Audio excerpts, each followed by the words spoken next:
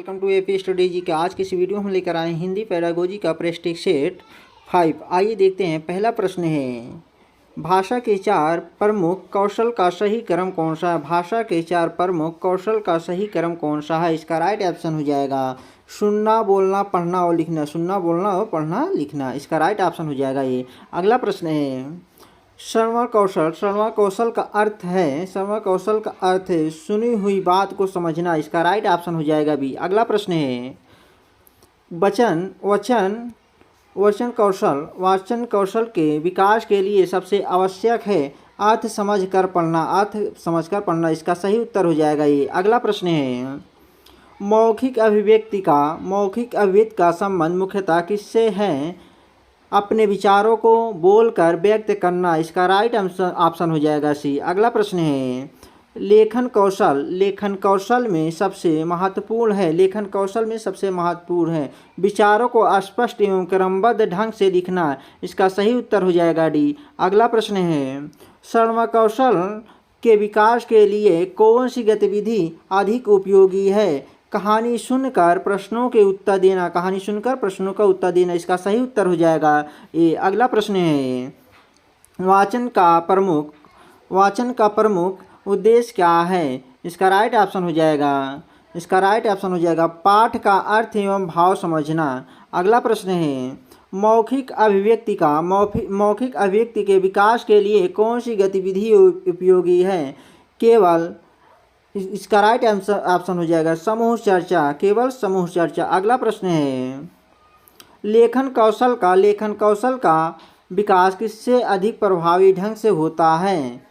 नियमित लेखन अभ्यास। इसका राइट ऑप्शन हो जाएगा सी। अगला प्रश्न है, भाषा कौशल में श्रवण कौशल का स्थान महत्वपूर्ण है क्योंकि यह भाषा समझने का आधार बनता है। इसका राइट ऑप्शन हो जाएगा ये। अगला प्रश्न है, शिक्षक श्रवण कौशल विकसित करना चाहता है, उसे क्या करना चाहिए? बच्चों को कहानी सुनाकर प्रश्न पूछनी चाहिए। इसका राइट ऑप्शन हो जाएगा ये। अगला प्रश्न है, यदि बच्चा किसी कहानी को सुनने के बाद उसका मुख्य भाव बता देता है तो इसे मुख्यतः किस कौशल का पता चलता है? इसका राइट आंसर हो जाएगा श्रवण बोध का। इसका राइट ऑप्शन हो जाएगा सी। अगला प्रश्न है, वाचन कौशल सिखाते समय शिक्षक को किस बात पर सबसे अधिक ध्यान देना चाहिए? अर्थपूर्ण पाठ पर। इसका राइट ऑप्शन हो जाएगा डी। अगला प्रश्न है, कक्षा में बच्चों को अपने अनुभव सुनने का अवसर देना किस कौशल के विकास में सहायक है? मौखिक अभिव्यक्ति के। इसका राइट ऑप्शन हो जाएगा बी। अगला प्रश्न है, एक बच्चा पढ़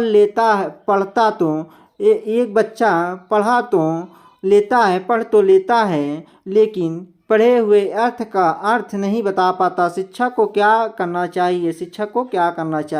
इसका राइट आंसर हो जाएगा अर्थबोध आधारित गतिविधियां करानी चाहिए। इसका राइट ऑप्शन हो जाएगा ये। अगला प्रश्न है, लेखन कौशल के विकास के लिए शिक्षक को सबसे पहले क्या करना चाहिए?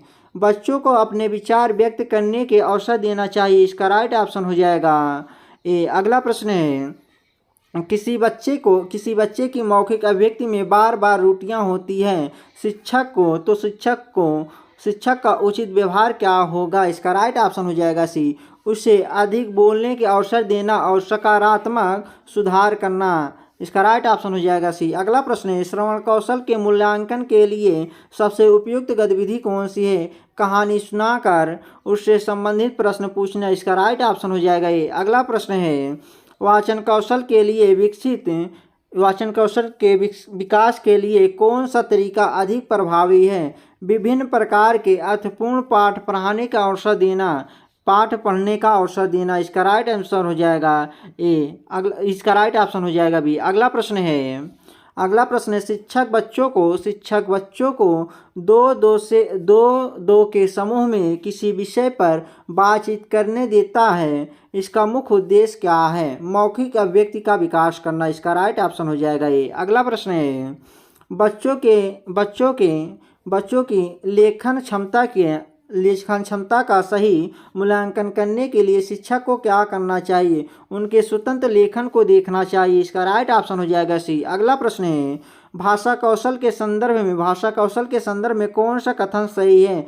चारों कौशल एक दूसरे से जुड़े हुए हैं। इसका राइट ऑप्शन है ए। अगला प्रश्न है, यदि शिक्षक बच्चों को चित्र दिखाकर उसके बारे में बोलने के लिए कहता है तो मुख्यतः कौन सा कौशल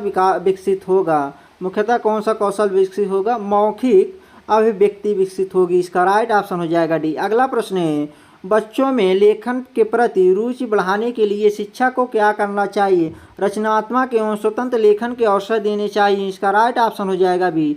अगला प्रश्न है, श्रवण कौशल में केवल आवाज़ सुनना पर्याप्त नहीं है बल्कि आवश्यक है सुनी हुई बात को समझना और उसका अर्थ ग्रहण करना। इसका राइट ऑप्शन हो जाएगा ए। अगला प्रश्न है, वाचन में उच्चारण के साथ साथ किस पर विशेष ध्यान दिया जाना चाहिए? इसका राइट ऑप्शन हो जाएगा सी, अर्थबोध पर। किस पे? अर्थबोध पर। अगला प्रश्न है, बच्चों को कहानी का अंत स्वयं बनाने के लिए कहना किस कौशल के विकास में सबसे अधिक सहायक है? मौखिक एवं रचनात्मक अभिव्यक्ति में। इसका राइट ऑप्शन हो जाएगा ए। अगला प्रश्न है, एक शिक्षक लेखन में बच्चों की हर छोटी गलती पर लाल निशान लगाने के बजाय उन्हें सुधारने का अवसर देता है। यह किस दृष्टिकोण को दर्शाता है? सकारात्मक एवं सुधारात्मक दृष्टिकोण को। इसका राइट ऑप्शन हो जाएगा बी। अगला प्रश्न है, भाषा शिक्षण में चारों कौशलों को विकसित करने का सबसे अच्छा तरीका है सुनना, बोलना, पढ़ना और लिखना। इन सभी का समन्वित अभ्यास करना। इसका राइट ऑप्शन हो जाएगा ए। अगला प्रश्न है, यदि शिक्षक बच्चों को किसी कहानी को सुनने, उस पर चर्चा करने, फिर पढ़ने और अंत में उसका सार लिखने के लिए कहता है तो वह चारों भाषा कौशल का समन्वित विकास कर रहा है। इसका सही उत्तर हो जाएगा ये। Thank you friend. वीडियो अच्छी लगे चैनल सब्सक्राइब और लाइक करना। जय हिंद दोस्तों।